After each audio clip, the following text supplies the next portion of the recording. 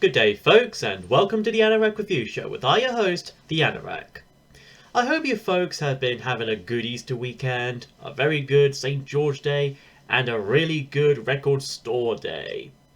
So I see fit to cover a record, and one by an English band, and, well, okay, it has probably nothing Easter related, but I needed a third thing, I don't know. Anyways, it's Supertramp we're looking at today.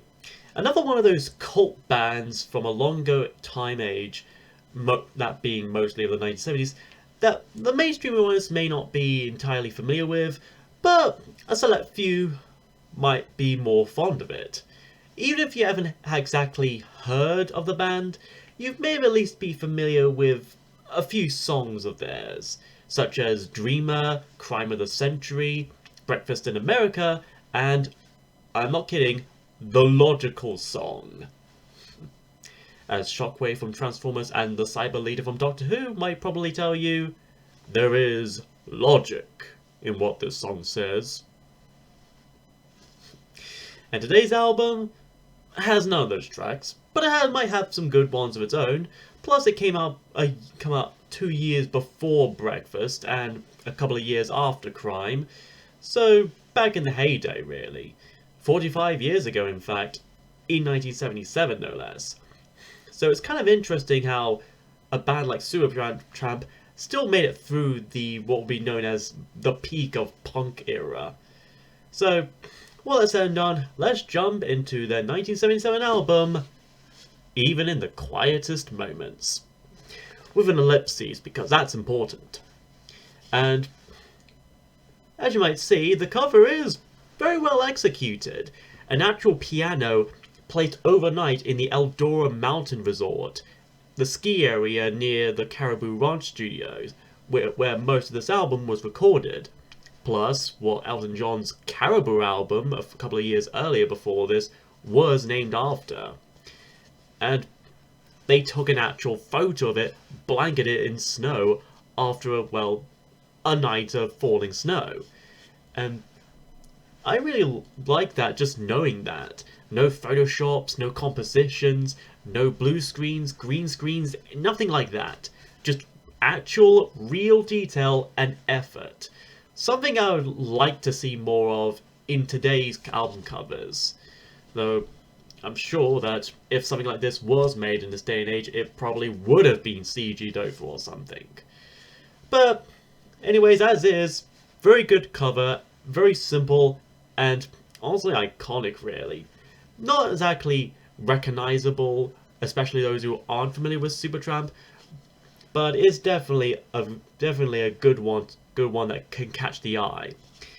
And anyways, let's take a look at the music itself and see if it's just as worthy as the cover itself.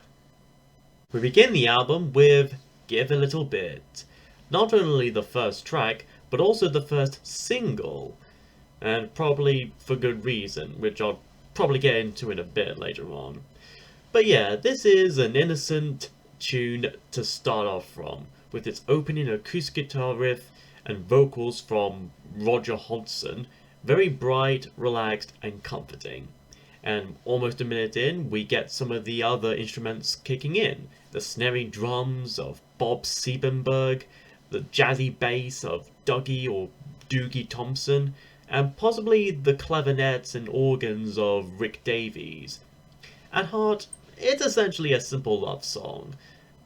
One about our lead singer expressing how much in love he is with this particular girl, despite being somewhat shy and worrying about whether or not she might return such feelings. We then get a fantastic saxophone solo from John Holloway, who 10 years later would go on to be featured in the Pink Floyd album A Momentary Lapse of Reason. If Dick Parry wasn't proof enough that white Brits can do the jazz, then old Holloway here should prove it enough for you. Apparently, Hodgson first came up with the basic ideas for the song as early as 1969 to 1970, when he was about 19 to 20 years old. And so, almost some time before Supertramp would release their first album by the July of 1970. The song itself in question was apparently inspired by the Beatles song All You Need Is Love, so the times there kind of makes sense. So, knowing all that, some of the lines here of giving a little bit of love and life to one or the other, and coming along and everything, could be seen as more of a pacifistic peace and love man as such, as much as a romantic kind of love. Whichever way you look at it, it's still a very pleasant and wholesome song to listen to. Next is Lover Boy, starting with a little quirky piano melody reminiscent of Randy Newman, Elton John, or even Queen, particularly with the similarly titled Good Old Fashioned Lover Boy. Although this is 3 times the length and 3 times the reality. Written by Rick Davies, he was apparently inspired by those old men's magazines with the little adverts in them that would offer tips on how to pick up women and guarantee success out of it or your money back and everything. The song itself is almost a deconstruction of such, being about our lover boy and gloating about how he'd break your heart, tell you lies, and how he can't be stopped. Just a carefree dude doing anything and everything he can to pick up a babe or two, have a little love affair every now and then, knocking them dead with his wild style. An ideal boy, the ideal boy, lover boy.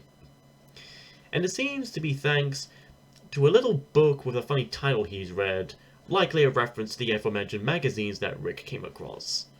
Of course, this is a bit unrealistic, and even the song itself seems a bit aware of that.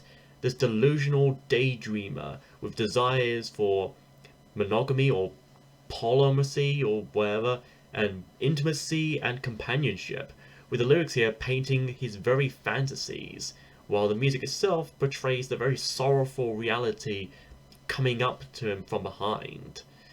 And about 2/3 into the track, nearly 5 minutes in, things seem to ease out and fade down, and at first it seems the song would end there and there. But then we kick back in with another minute or two of music, and Rick singing about how our lover boy's having a good time every night in the city. What city? I don't know, just the city. Any city. Don't question it, don't question it. Don't question which or where. Then we have the titular track, Even in the Quietest Moments. Definitely a curious track to say the least. It starts off with the sounds of Tweeting Bird songs before Hodgson's 12-string acoustic guitar and Hellowell's clarinet adds over them, altogether painting this still life of nature, almost folky in a way, like with Jethro Tull's Songs from the Wood. Then about a minute and a half into this 6.5-minute song, Hodgson sings about even when the sun's shining, he still feels the rain, hearing it come again, falling on his head like a memory, like a new emotion. Oh wait, wrong song. Maybe next year if we're lucky. He then goes on how his heart's out of tune, which clearly means he needs to get his heart checked, by a music technician perhaps, and that the music he's been given is the language of his soul, the language of which may or may not be Esperanto. Now Hodgson himself has said once that the lyrics here are, in his own words, kind of a dual love song. It could be to a girl, or it could be to God. And you kind of get a bit of that idea from some of the lines here where he mentions Lord, such as, "Oh Lord, I want to be with you. Won't you let me come in from the cold?" And, "Lord, won't you come and get into my life," for instance. Then again, given the whole dual love thing, does this mean that he's in love and is romantically and or sexually attracted to God? What would you call someone who's attracted to gods anyway? A theophile? On the other hand, he could also be referring to and predicting the New Zealand singer Lord, with an E at the end, who's actually Randy Marsh in disguise. Side 1 ends with Downstream, a beautiful 4-minute ballad with Rick Davies on vocals and piano, and nothing more. Not even any contributions from the other band members. So this one's a bit more of a solo effort. And honestly, a decent one of that. It's a brilliant musical example of less is more. And not only that, but this was also apparently all done in one take. Realizing that alone has got to be impressive. And fellow member Bob Siebenberg thought similarly as well, even saying that this is his favourite song from the album because he thought it was, and again I quote, "It's so personal and so pure," unquote. Which, yeah, listening to it again, that's not untrue at all. As for the lyrical content itself, it's another love song of sorts, like with the previous tracks. Almost a stream of consciousness this time, if you pardon the pun, about taking our boat down by the sea on a Sunday, with sweet silence all around, everything feeling so nice, and our two lovebirds have no care in the world.